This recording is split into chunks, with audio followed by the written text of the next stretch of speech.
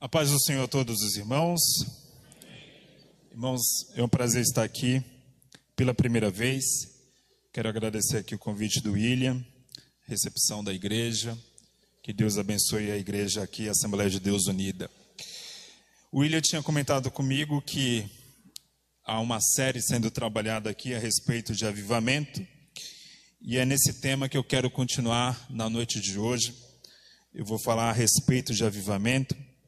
E para isso nós vamos ler um texto bíblico que está em Atos, capítulo 2.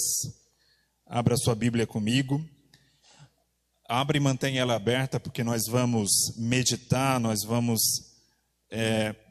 pensar e vamos aqui também se alimentar dessa palavra que está escrita no capítulo 2 de Atos dos Apóstolos. Abra sua Bíblia, Atos, capítulo 2, vamos ler a partir do versículo 41. Eu vou ler na Nova Almeida Atualizada, a versão que eu estou usando. Talvez seja diferente aí dos irmãos. Abriu aqui, obrigado. Atos 2, 41 diz assim: Então os que aceitaram a palavra de Pedro foram batizados, havendo um acréscimo naquele dia de quase 3.000 pessoas, e perseveravam na doutrina dos apóstolos e na comunhão, no partir do pão e nas orações. Em cada alma havia temor, e muitos prodígios e sinais eram feitos por meio dos apóstolos. Todos os que criam estavam juntos e tinham tudo em comum. Vendiam as suas propriedades e bens, distribuindo o produto entre todos, à medida que alguém tinha necessidade. Diariamente perseveravam unânimes no templo, partiam pão de casa em casa e tomavam as suas refeições com alegria e singeleza de coração, louvando a Deus e contando com a simpatia de todo o povo. Enquanto isso, o Senhor lhes acrescentava dia a dia os que iam sendo salvos. Aqui paramos. Irmãos, quando nós falamos de avivamento, nós falamos a respeito de um ato de Deus. Falamos a respeito de um processo que não é produzido pelo homem, não é produzido pela igreja, não é produzido por uma comunidade. Só Deus pode produzir avivamento. Avivamento é um milagre. Avivamento é algo que vem de cima para baixo. E cabe a nós, como comunidade, como igreja do Senhor, entender primeiramente o que é avivamento, porque se a gente entende bem o que é avivamento, nós vamos orar em cima disso. Nós vamos desejar justamente esse processo que o Senhor faz na história da igreja. E nós precisamos ter como parâmetro de avivamento aquilo que aconteceu na igreja primitiva. E nós temos esse texto aqui de Atos. Atos capítulo 2, ele começa com o derramamento do Espírito Santo. E os discípulos passaram ali mais ou menos 10 dias esperando aquele momento. E diz o texto bíblico que o Espírito Santo, quando veio sobre eles, a palavra usada é a palavra de repente. Essa palavra, ela mostra muito bem a natureza da operação do Espírito Santo, que é uma natureza que não está sobre o nosso controle. Nós não temos como controlar a ação do Espírito Santo. O próprio Cristo fala em João capítulo 3, que o Espírito sopra onde quer. Não sabes de onde vem e nem para onde vai. Assim é todo aquele nascido no Espírito, mas assim também, de maneira geral, é a operação do Espírito. Nós não temos esse controle, nós não sabemos exatamente como será e como vai vir e quando virá. O que nós devemos fazer é estar preparados.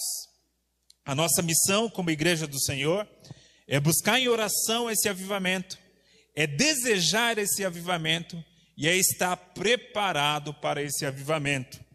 O dia o Senhor saberá. Nós não sabemos, não podemos marcar essa data, não podemos estabelecer esse dia, mas o Senhor sabe e devemos estar preparados. E aí, esse texto que nós lemos vai mostrar como que um avivamento funciona na prática. E eu quero aqui meditar com vocês a respeito desse texto, justamente nesse ponto. Como um avivamento funciona, como um avivamento ocorre, como um avivamento é completo, como um avivamento tem começo, meio e fim. No versículo 41 nós lemos que assim que acaba ali a pregação de Pedro, foram convertidas, ou 3.000 pessoas aderiram à fé cristã. 3.000 pessoas ali aceitaram a Jesus, para a gente usar a nossa linguagem evangélica. 3.000 pessoas aceitaram a Jesus naquele dia. De repente, uma igreja que tinha apenas 120 discípulos, ela passa para um número extraordinário de 3.000 pessoas, num único momento ali, depois de uma pregação de Pedro. Isso já é um sinal claro de avivamento. Avivamento também envolve crescimento. Às vezes nós, com uma linguagem um tanto piedosa, tendemos a falar assim: não, Deus não quer crescimento, Deus não quer quantidade, Deus quer qualidade. Só que, biblicamente falando, essa frase ela não é correta, porque Deus quer sim qualidade, Deus quer sim uma igreja que esteja comprometida, que esteja fiel ao seu evangelho. É claro que Deus quer assim, mas Deus também quer grandes quantidades. Se você observar bem aqui em Atos, não só nesse texto, mas Atos vai destacar sempre esse crescimento substancial da igreja. Nós não devemos, irmãos, nos conformar com uma igreja estagnada. Não devemos nos conformar com uma igreja que não cresce. Não devemos nos conformar com uma igreja que ela só cresce quando vem um bebê, quando vem uma nova criança. Não. É missão da igreja estarmos aqui orando para que o Senhor aumente o seu povo, para que o Senhor acrescente ao seu povo novas pessoas, e especialmente pessoas que ainda não conhecem o evangelho. Porque estamos vivendo também um momento no Brasil que algumas igrejas não param de crescer. Mas são igrejas que não param de crescer porque elas estão pescando em outras igrejas. São igrejas que estão recebendo crentes que já são e já aceitaram a Cristo. Então, também não é esse modelo que nós devemos desejar e querer. Devemos desejar pessoas que ainda não conhecem esse evangelho. E foi justamente o que aconteceu aqui. De repente, 3.000 pessoas se converteram ao Senhor. Isso mostra que esse programa de crescimento não é um programa estabelecido como meta pela igreja. Aqui, a igreja primitiva não fez meta, não fez campanha. Essa igreja não fez algum artifício de marketing. Não. Esse programa é o programa do Espírito Santo. Foi o Espírito Santo que operou essa ação. Foi o Espírito Santo que acrescentou essas pessoas ali, naquele momento. E aí essa igreja avivada começou a viver em comunidade. E nós vamos ver aqui os sinais disso. O versículo 42 diz que eles perseveravam na doutrina dos apóstolos. Um ponto da igreja avivada, da vida avivada, de uma comunidade avivada, é esse desejo de perseverar na doutrina, de perseverar no ensino. A palavra doutrina aqui, ela pode ser entendida como ensino. Ela pode ser entendida como um conjunto de verdades abraçadas. Nós devemos nos importar, irmãos, com aquilo que nós cremos. Nós devemos nos importar com o conteúdo cognitivo, aquilo que vem à nossa cabeça da palavra do Senhor. Devemos nos importar em meditar nessa palavra, como diz o salmista Davi, meditar na palavra de dia e de noite. E a palavra meditar, ela é uma palavra muito rica, porque meditar não é meramente ler, meditar não é meramente olhar um conjunto de palavras. Meditar tem a ver com absorver essa palavra, tem a ver com se alimentar dessa palavra, tem a ver com olhar a Bíblia não como um livro morto, não como um livro de história passada. Olhar a Bíblia não como um livro que parece ser ali uma espécie de manual de instruções, algo morto, algo sem vida. Não. Meditar na palavra do Senhor tem a ver com essa palavra que é vida, com essa palavra que alimenta a nossa alma, com essa palavra que nos faz crescer espiritualmente. A nossa relação com a palavra precisa ser essa relação de que eu estou lidando com um texto que é vivo. E quando eu falo que esse texto é vivo, ele é vivo porque ele é, primeiramente, inspirado pelo Espírito Santo. Em segundo lugar, ele não é só inspirado pelo Espírito Santo, mas a nossa própria leitura, ela também é auxiliada pelo Espírito Santo. O Espírito Santo não só inspirou Paulo, Pedro, Lucas, João, não só inspirou os autores bíblicos a escrever a palavra, como também o próprio Espírito nos ajuda a absorver essa palavra. Mas para isso eu preciso ter e crer que essa palavra é vida, que essa palavra transmite vida e que essa palavra pode alimentar a minha alma. A igreja primitiva acreditava nisso. Eles estavam ali perseverando na doutrina dos apóstolos. Veja que era uma igreja que não estava vivenciando apenas a experiência. A experiência é muito importante. Nós somos pentecostais e nós amamos a experiência, e a experiência faz parte da vida cristã, é essencial para a vida cristã. É claro que a vida cristã precisa ter experiências com Deus, isso é bom, mas uma vida de experiências sem base, uma vida de experiências sem uma âncora, sem uma direção, nos levará a um caminho que a gente não deve desejar. Nos levará a um caminho de ruína espiritual. Precisamos perseverar na doutrina dos apóstolos. E veja como está o verbo aí. O verbo perseverar está no plural. E perseveravam. Outro ponto aqui, irmãos, que nós vemos numa igreja avivada, numa comunidade avivada, além da paixão pela palavra, além do amor pela Bíblia, é um senso de comunidade, é um senso de ajuntamento de um grupo de pessoas. A comunidade, irmãos, é o alvo da nossa existência. Entenda isso. Nascemos e estamos vivendo e renascemos em Cristo para vivermos em comunidade, para vivermos juntos com pessoas. E isso é bem importante nesse tempo que a gente vive hoje. Nós vivemos numa geração, às vezes a gente fala os pecados da nossa geração, e são pecados comuns em todas as épocas. Quando a gente fala assim, o povo hoje está muito devasso, está muito libertino, não leva a vida sexual a sério. Isso aí sempre foi assim. Sempre foi. Agora tem um pecado que é exclusivo da nossa era. Dessa era da internet, dessa era moderna, ou dessa era chamada pós-moderna.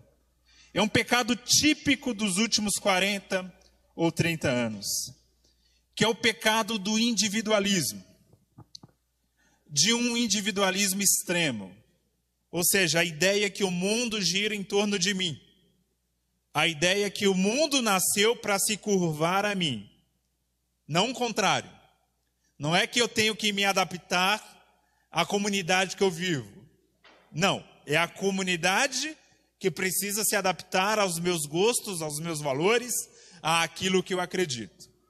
Vivemos esse tempo. E esse tempo é um tempo que, se você observar bem, ele vai contrário ao cerne do Evangelho. Porque Jesus, ele morreu, em primeiro lugar, Jesus morreu para criar uma nova comunidade. Essa nova comunidade nós chamamos de igreja.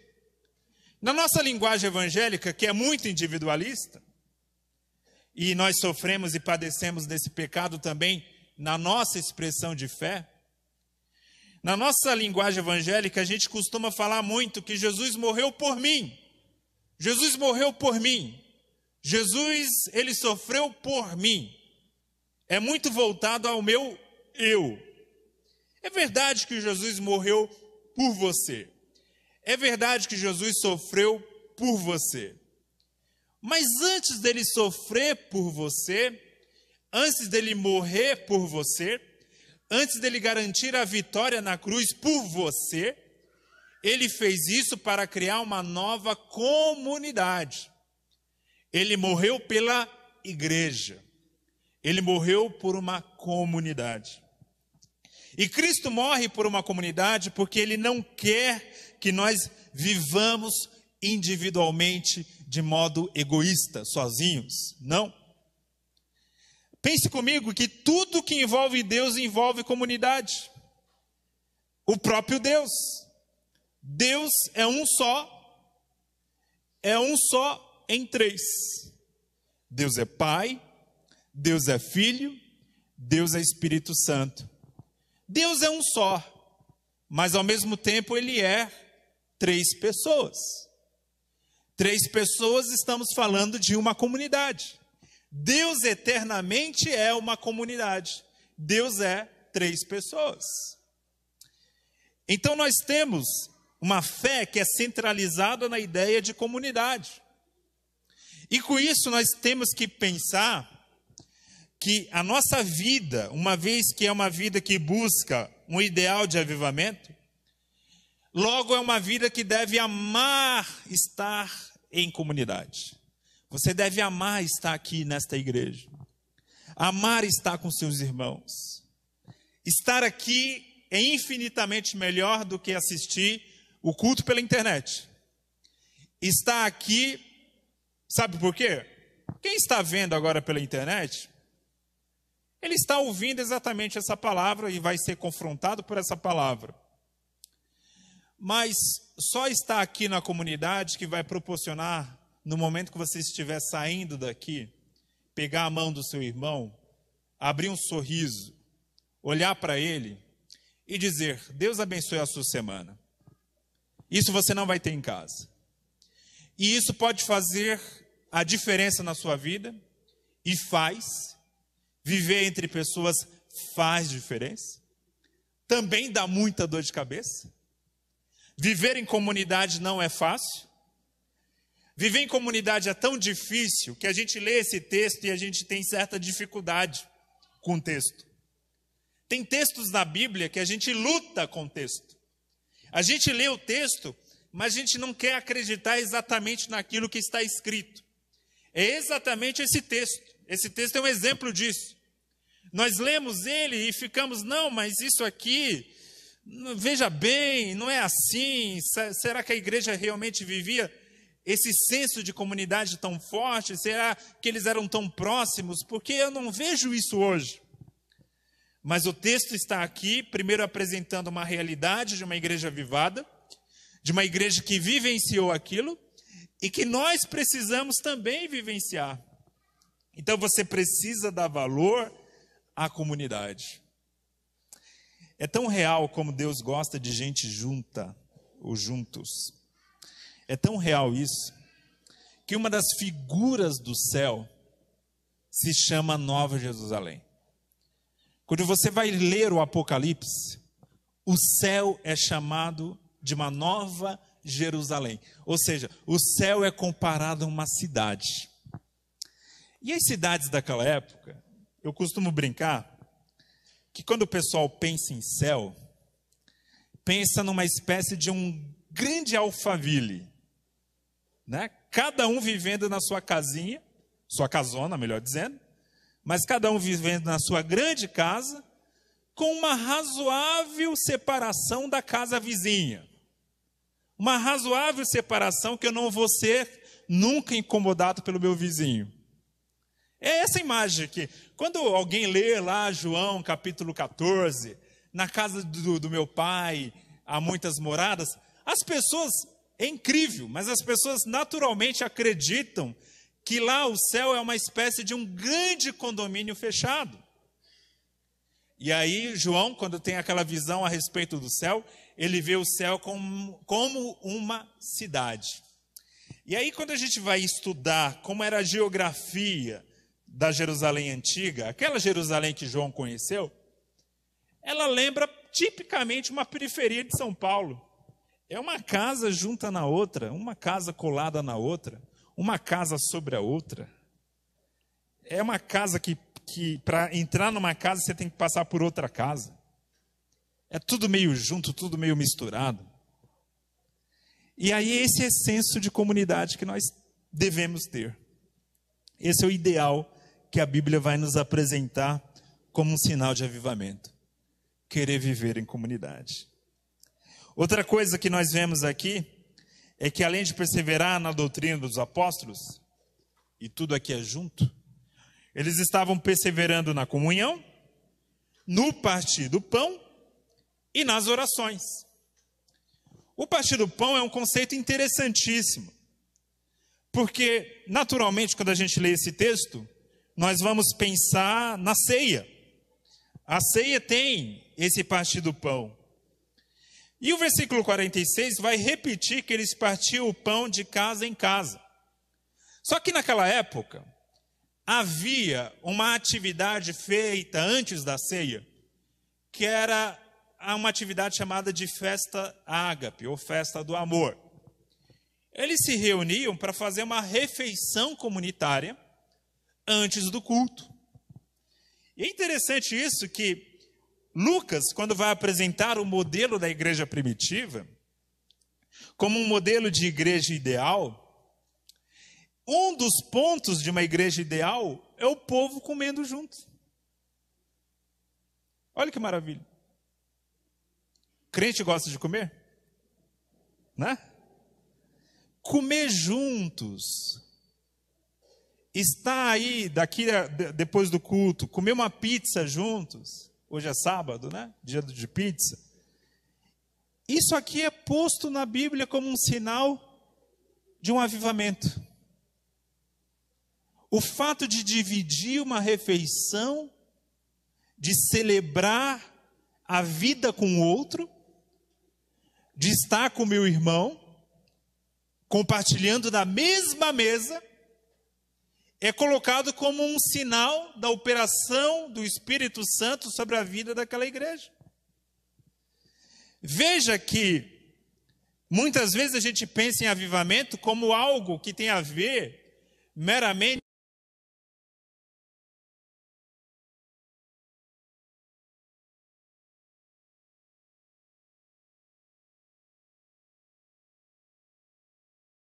da igreja, ao ponto que eu estou dividindo a minha mesa com o meu irmão. Isso é um sinal de uma vivência comunitária, de uma vivência que pode, a partir dali, desse ajuntamento, ser um sinal também de avivamento. Pense isso. Pense no valor dessa refeição conjunta. Pense no valor de estar conversando e vivenciando a fé com seus irmãos. Isso é muito bom. Esse partir do pão, ele tem a ver sim com a ceia, mas tem a ver também com essas refeições comunitárias. E eles também perseveravam nas orações. Orações. Eu acho interessante que a ideia de comunhão, a ideia de compartilhar a mesa, está entre palavra e oração. Está entre os dois, ó. São dois pontos essenciais, palavra e oração, obviamente, mas também a comunhão, mas também essa alimentação conjunta, está tudo ali. Tudo ali como um sinal maravilhoso dessa comunidade transformada pelo avivamento do Senhor. E quando a gente fala em comunhão, e isso tem a ver com as orações que essa igreja também praticava, comunhão, irmãos, é mais do que ficar juntos. Tá? Comunhão não é meramente ficar no mesmo ambiente. Porque senão você teria comunhão com todo mundo do metrô, com todo mundo do ônibus que você pega, e dependendo do horário você fica muito junto. Colado, literalmente. Né? Às vezes é uma experiência bem difícil. Mas comunhão é mais do que ficar junto. É claro que comunhão demanda proximidade física. Mas comunhão tem a ver, irmãos, com compartilhamento de propósito. Compartilhamento, qual é o mesmo propósito? Qual é a mesma direção que nós estamos tomando? E essa igreja tinha um propósito. Essa igreja tinha alguns propósitos. O propósito de louvar a Deus, de reconhecer Jesus como verdadeiro Messias, o propósito de levar o evangelho a toda criatura. Esses são os propósitos que unem a igreja, os propósitos que fazem a igreja ser igreja, e não meramente um ajuntamento de pessoas. E aí a palavra continua. Versículo 43. Em cada alma havia temor. Em cada alma havia temor. Preste bem atenção nisso. Às vezes a gente esquece desse aspecto do avivamento. Avivamento produz senso do sagrado. Vou repetir. Avivamento produz senso do sagrado. Isso aqui me lembra o profeta Isaías. O profeta Isaías, capítulo 6, ele tem uma visão. E ele tem uma visão extraordinária. E essa visão envolve anjos. E naquela visão de anjos, ele ouve os anjos cantando: Santo, Santo, Santo é o Senhor dos exércitos. Ele fica ouvindo aquela canção dos anjos. E é interessante a reação de Isaías. Isaías, quando ele está ali diante dessa presença gloriosa do Senhor, a primeira reação dele é a seguinte: ai de mim.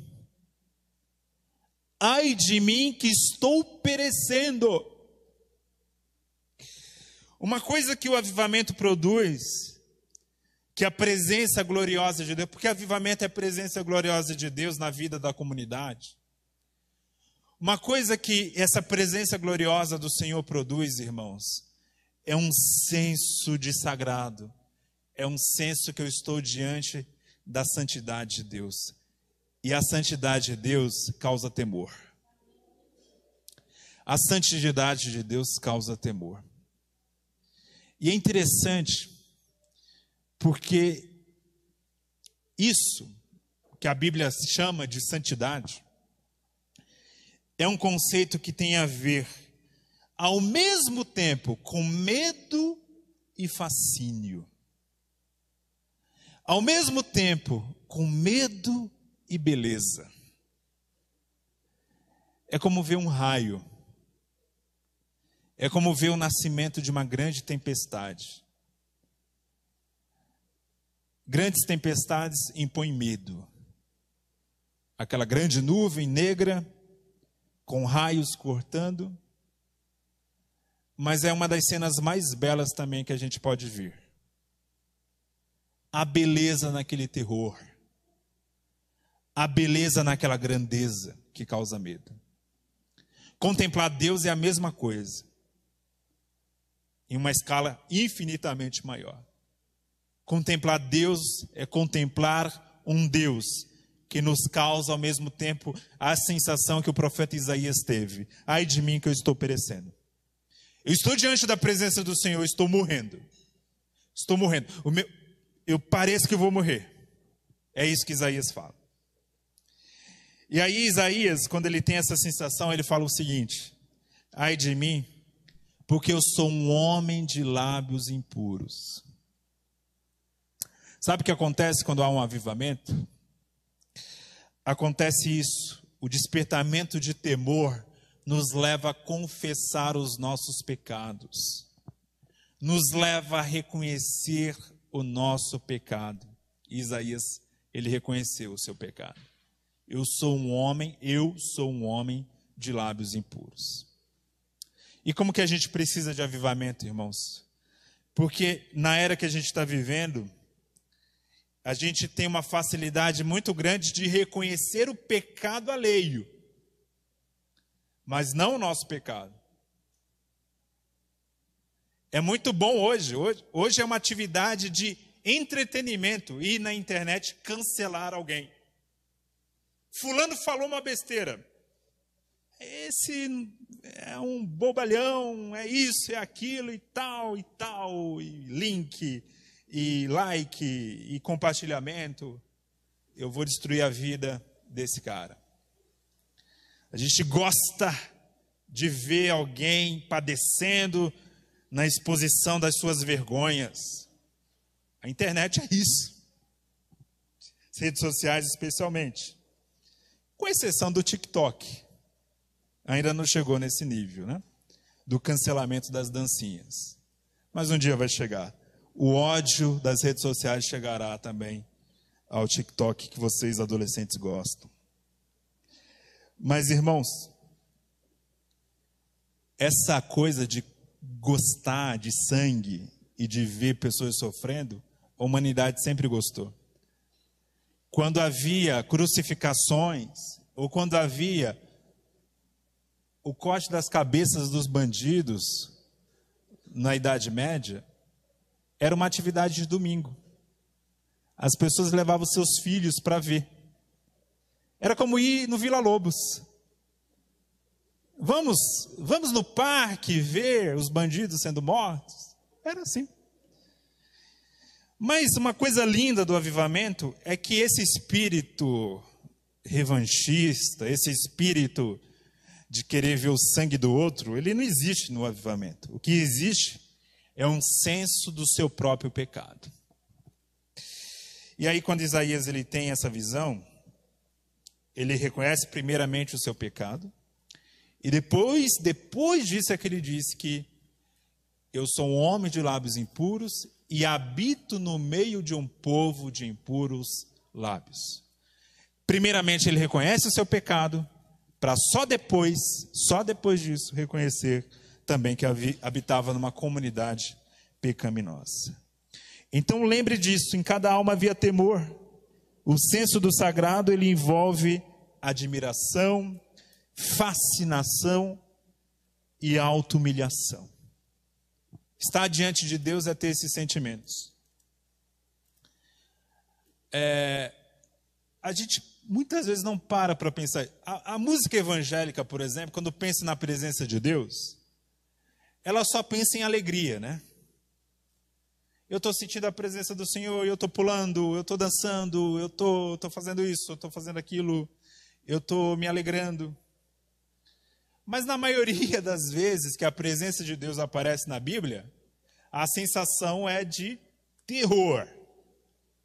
Terror. Moisés, Elias,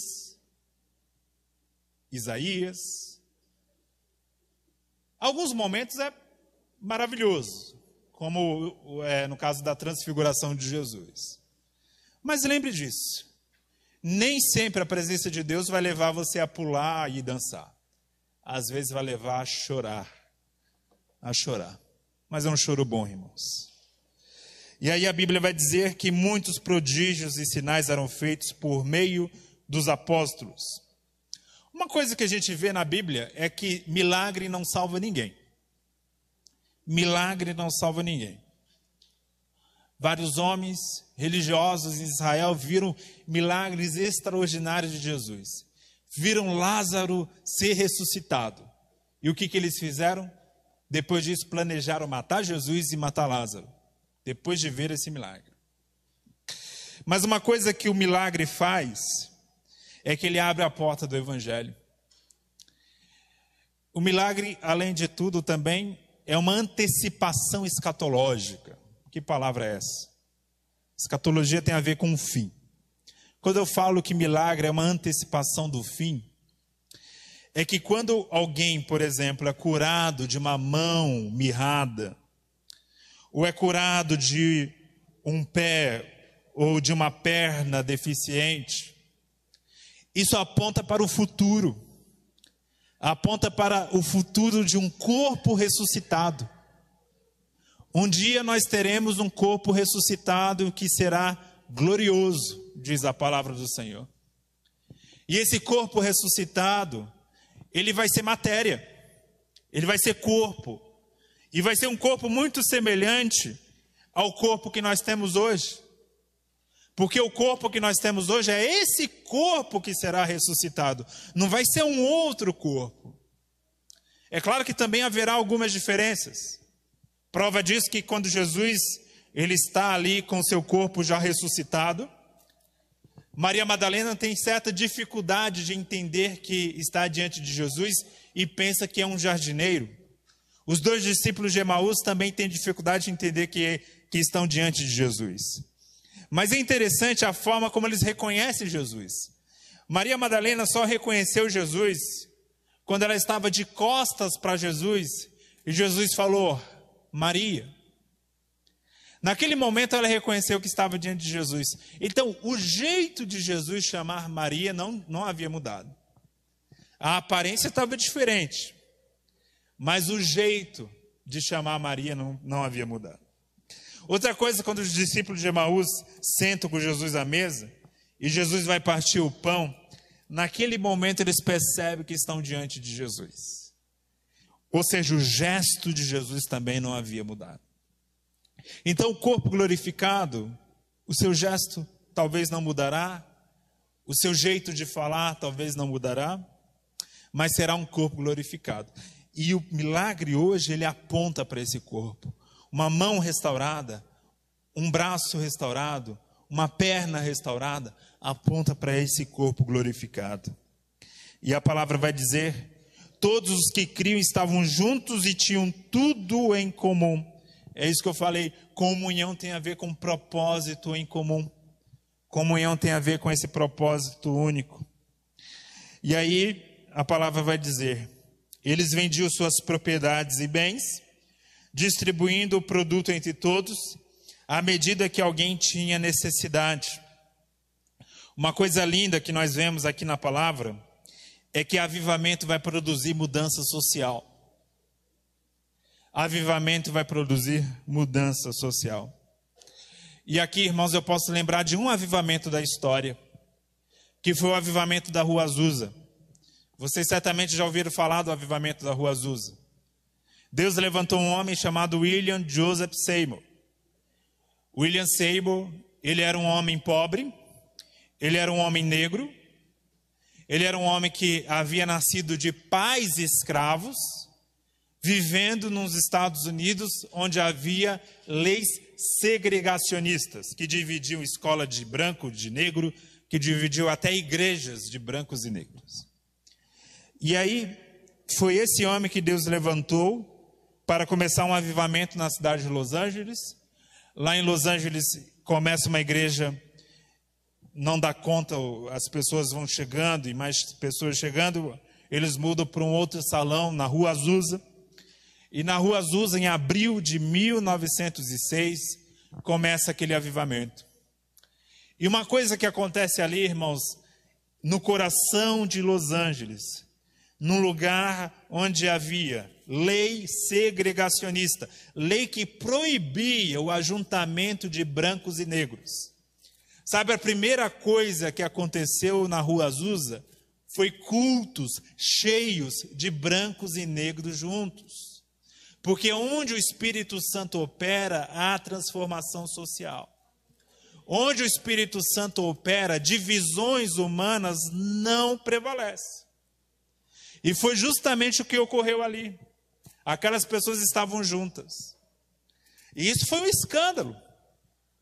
Teve um jornal de Los Angeles da época, que existe até hoje, o Los Angeles Times, que ele escreveu como manchete na matéria, usando a expressão de uma nojenta mistura de raças.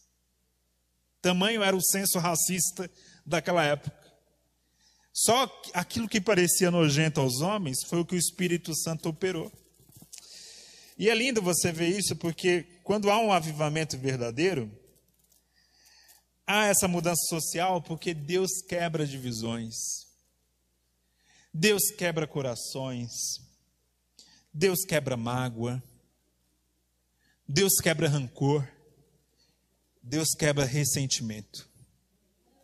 Quando há avivamento, há distribuição de perdão, há distribuição de amor e não de raiva.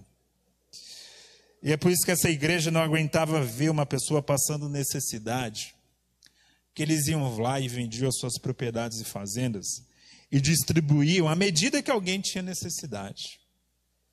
O senso de comunidade, o senso de amor, o senso de quebrantamento aqui era tão grande que era insuportável ver o irmão da mesma fé passando necessidade. E isso naturalmente causou também transformação social. Nós vivemos, irmãos, nesse mundo que ele deseja muito esse senso de comunidade, esse senso de justiça, esse senso de generosidade. É o que as pessoas mais falam no mundo.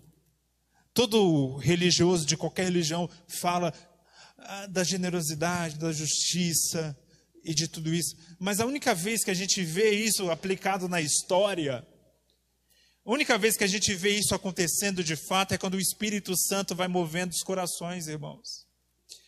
E nós temos que colocar isso em prática, porque quem tem o Espírito Santo nesse mundo é a igreja de Jesus Cristo. E a igreja de Jesus Cristo que deve ser esse foco de transformação social. E o versículo 46 vai dizer: diariamente perseveravam unânimes no templo, partiam pão de casa em casa e tomavam as suas refeições com alegria e singeleza de coração.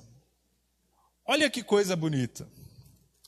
O avivamento vai produzir não só esse senso de comunidade que eu já comentei, mas o avivamento também produzia sentimentos novos.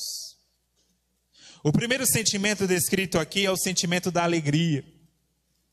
A alegria é fruto do Espírito.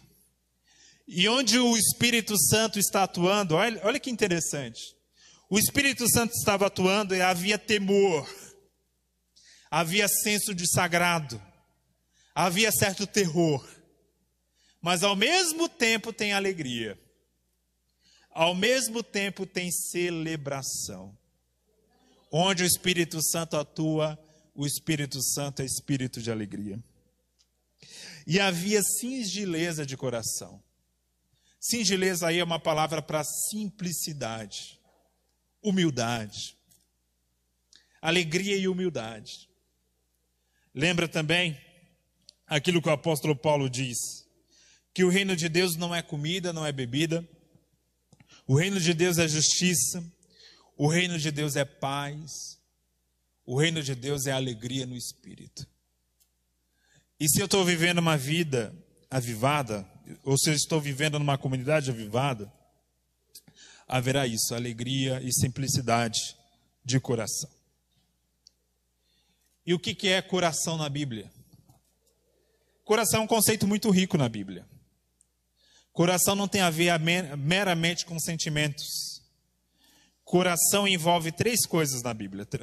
Três coisas na Bíblia. A primeira, mente. Mentalidade. A segunda, sentimentos, emoções. A terceira, vontade. Vontade. Então, quando diz aqui que eles eram simples de coração, eles tinham uma mentalidade simples, não era uma mentalidade arrogante. Eles tinham um sentimento de simplicidade, não um sentimento de vaidade. Eles tinham uma vontade de agir em simplicidade e não uma vontade de agir de maneira soberba. Onde há avivamento, há simplicidade, irmãos. Simplicidade não é, como muitos às vezes pensam, privação necessariamente de bens ou de conforto. Simplicidade tem a ver, irmãos, com um sentimento anti-vaidoso. Um sentimento de alguém que não vai se orgulhar e não vai ficar inchado e totalmente arrogante, porque está ali desfrutando de algo. Inclusive questões espirituais. Inclusive aquele que é transformado pelo Espírito, ele não vai se achar melhor porque profetiza, Não vai se achar melhor porque fala em línguas. Não vai se achar melhor porque desfruta de algum dom espiritual. Até porque nenhum dom espiritual é atestado de santidade. Nenhum dom espiritual é atestado de santidade. Eu posso ser usado em profecia e estar caminhando para o inferno. Eu posso falar em línguas e estar caminhando para uma vida de destruição. Por quê? Porque Deus usa gente também que não é dele. E aí a palavra vai dizer, louvando a Deus e contando com a simpatia de todo o povo. Preste bem atenção nisso. Igreja avivada não é seita. Igreja avivada não se esconde em caverna. Igreja avivada não vai se esconder em montanha. Igreja avivada vive entre o povo. Além de viver entre o povo, vive no templo, vive entre as pessoas e ainda desperta a simpatia do povo. Foi isso que ocorreu aqui.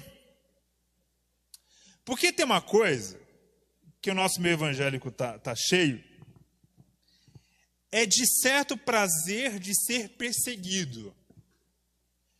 Preste bem atenção.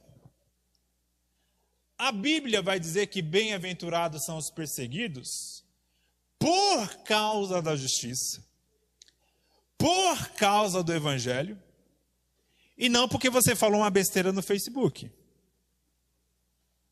Falou uma bobagem no Facebook, no Instagram, fui bloqueado, meu Deus, estão me perseguindo. Meu Deus, não se pode falar mais a verdade nesse país. Cuidado com as suas bobagens. Cuidado com o seu senso de achar que falar a verdade é ser ofensivo. Compromisso com a verdade, eu e você devemos ter. Todo crente tem que estar comprometido com a verdade da palavra.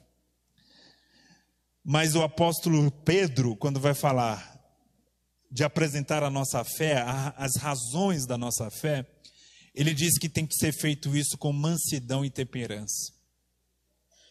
É com espírito manso, é com espírito equilibrado. Não é feito um maluco, não é feito um louco, que desperta raiva nas pessoas só pelo jeito de falar. Aqui essa igreja sabia criar simpatia no povo, e o povo ficava simpático a essa igreja. Houve perseguições? Houve.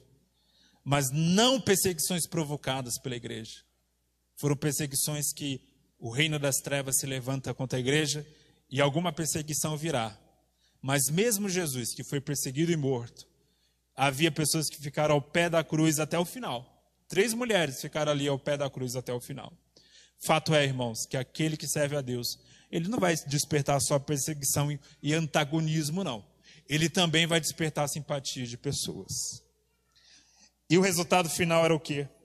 Começamos o versículo 41, dizendo que ali naquela igreja, 3.000 pessoas haviam se convertido. E o versículo 47 diz, enquanto isso, o Senhor lhes acrescentava dia a dia os que iam sendo salvos. E Deus ia crescendo mais e mais essa igreja, irmãos. Esse deve ser o meu desejo. Esse desejo aqui não é só para o pastor da igreja, não é só para a liderança da igreja, é um desejo seu também. Também deve ser seu, adolescente, seu criança, seu mulher, seu jovem.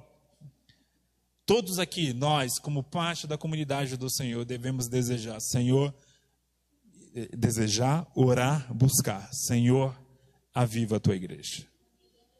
Senhor, traga o teu avivamento. Senhor, traz vida de novo.